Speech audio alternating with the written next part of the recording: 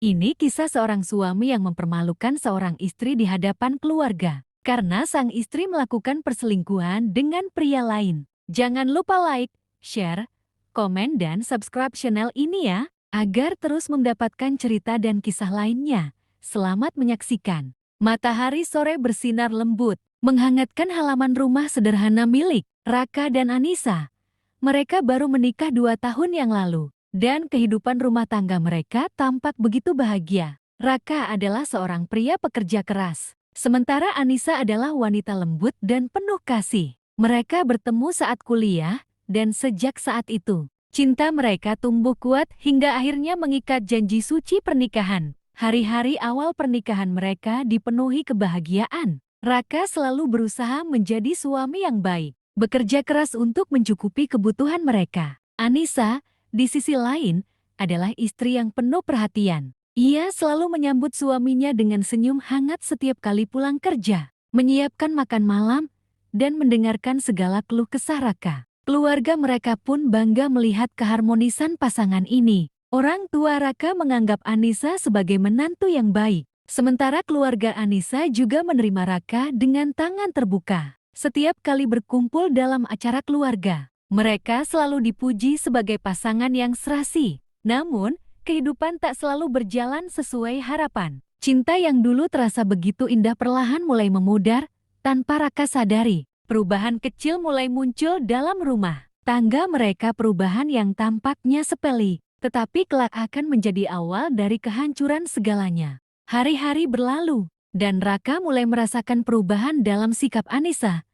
Istrinya yang dulu selalu hangat dan penuh perhatian kini sering terlihat dingin dan sibuk sendiri. Ia lebih sering memegang ponselnya, tersenyum sendiri saat membaca pesan, lalu buru-buru menyimpannya ketika Raka mendekat. Awalnya, Raka mencoba berpikir positif. Mungkin Anissa hanya sedang lelah atau butuh ruang untuk dirinya sendiri. Namun, semakin hari, semakin banyak hal yang terasa janggal. Anissa mulai sering keluar rumah tanpa alasan jelas, pulang larut dengan berbagai alasan yang terdengar tidak masuk akal. Suatu malam, saat Raka pulang kerja lebih awal, ia mendapati Anissa sedang berbicara di telepon dengan seseorang. Nada bicaranya lembut, penuh tawa, seperti sedang berbincang dengan seseorang yang sangat istimewa. Saat menyadari kehadiran Raka, Anissa segera mengakhiri panggilannya dengan tergesa-gesa. "Kamu bicara dengan siapa?" tanya Raka, mencoba tetap tenang. "Ah,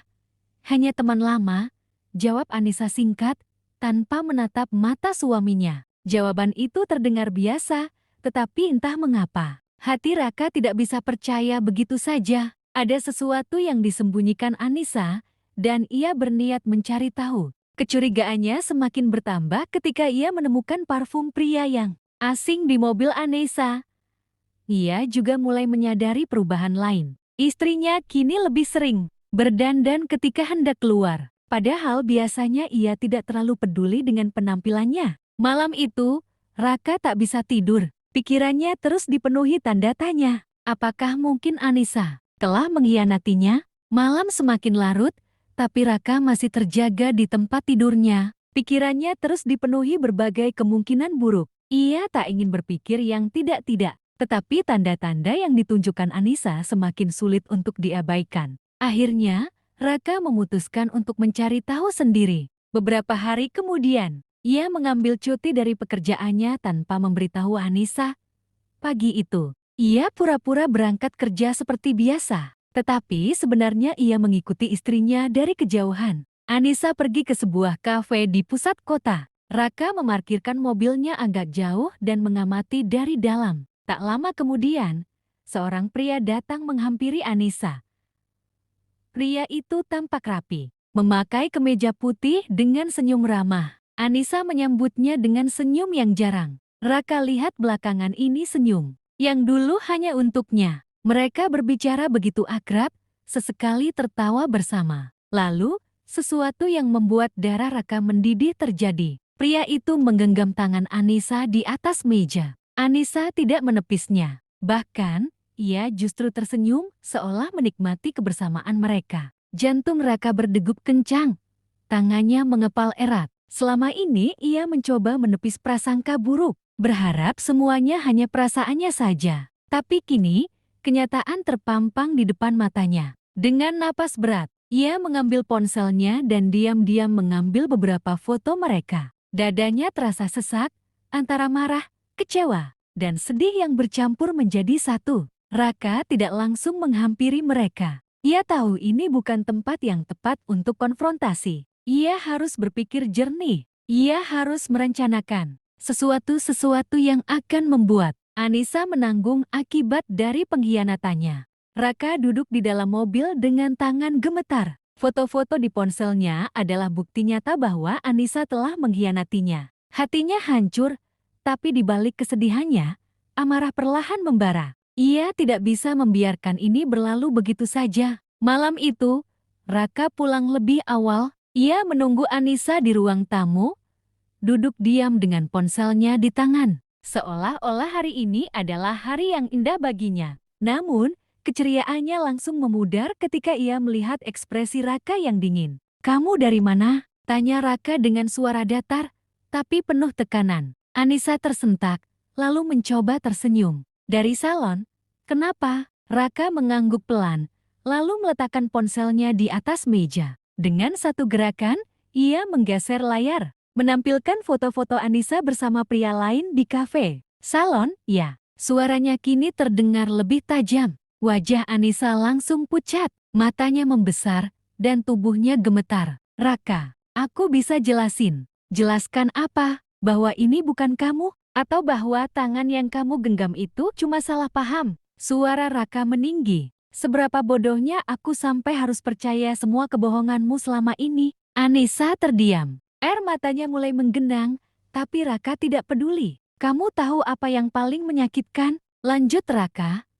"Aku sudah memberikan segalanya untuk kamu. Aku bekerja keras, berusaha jadi suami yang baik. Tapi ini balasan yang aku dapat." Air mata mulai mengalir di pipi Anissa. Aku hilaf.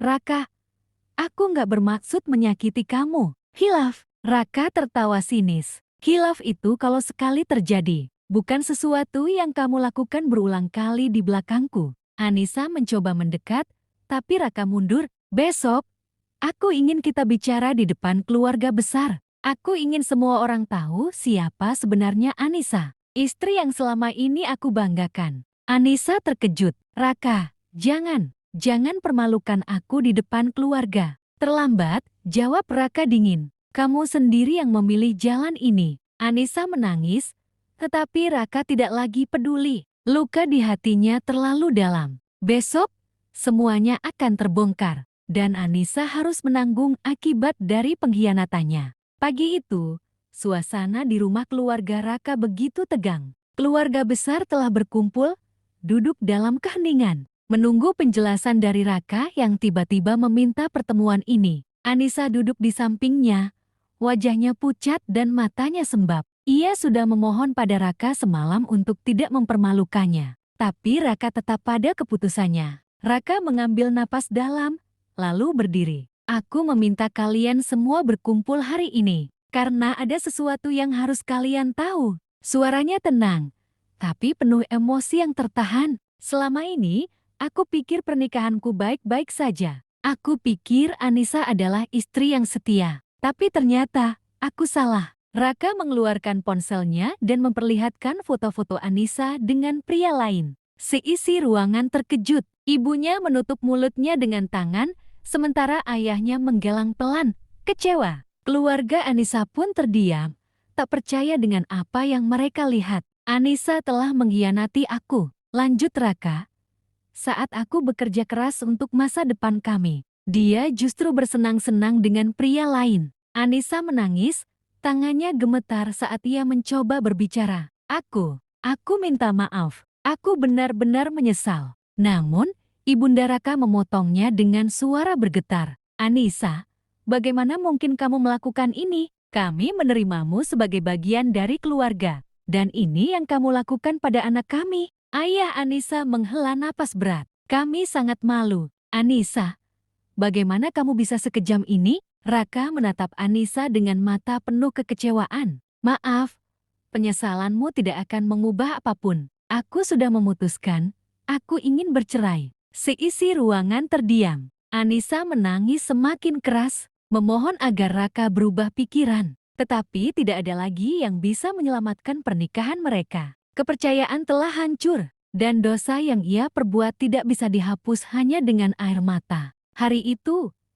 Anissa tidak hanya kehilangan suaminya, tetapi juga kehilangan kepercayaan dan rasa hormat dari kedua keluarga. Ia harus menghadapi kenyataan pahit bahwa pengkhianatannya telah menghancurkan segalanya. Hari-hari setelah pertemuan itu menjadi masa-masa paling berat bagi Anissa.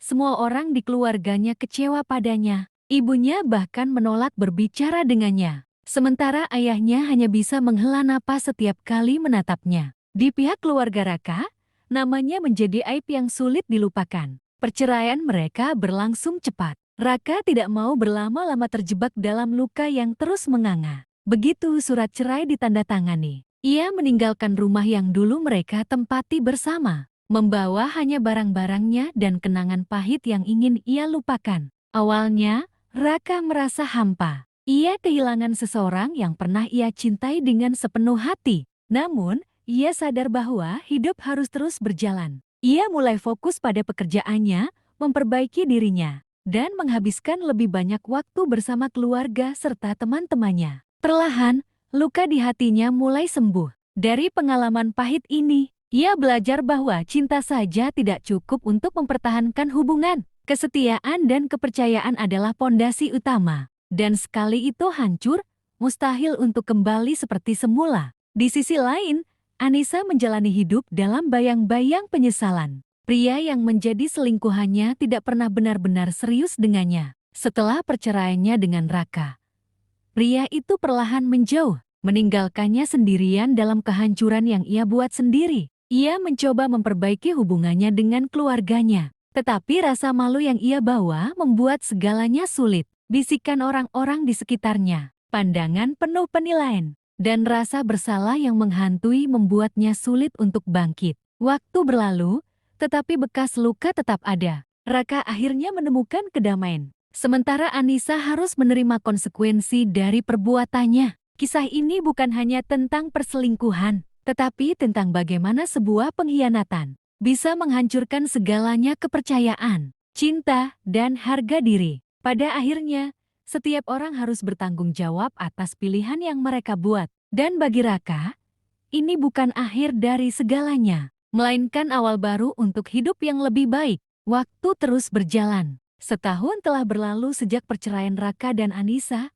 Meski awalnya sulit, Raka mulai menemukan kebahagiaan dalam hidupnya yang baru. Ia pindah ke kota lain untuk mengejar karir yang lebih baik, meninggalkan kenangan buruk di tempat lama. Di kota barunya, Raka fokus pada pekerjaannya dan mengembangkan bisnis kecil yang telah lama ia impikan. Ia mulai lebih menikmati hidup, menghabiskan waktu dengan teman-teman baru, dan perlahan membuka hatinya kembali. Pengalaman pahitnya dengan Anissa mengajarkannya untuk lebih berhati-hati dalam memilih pasangan dan lebih menghargai dirinya sendiri. Suatu hari, dalam sebuah acara bisnis, ia bertemu dengan seorang wanita bernama Nadira. Berbeda dengan Anissa, Nadira memiliki aura yang tenang dan tulus. Ia tak terburu-buru dalam menjalin hubungan, tetapi kehadirannya membawa ketenangan bagi Raka. Mereka mulai berteman, berbicara tentang banyak hal, dan Raka merasakan sesuatu yang berbeda, hubungan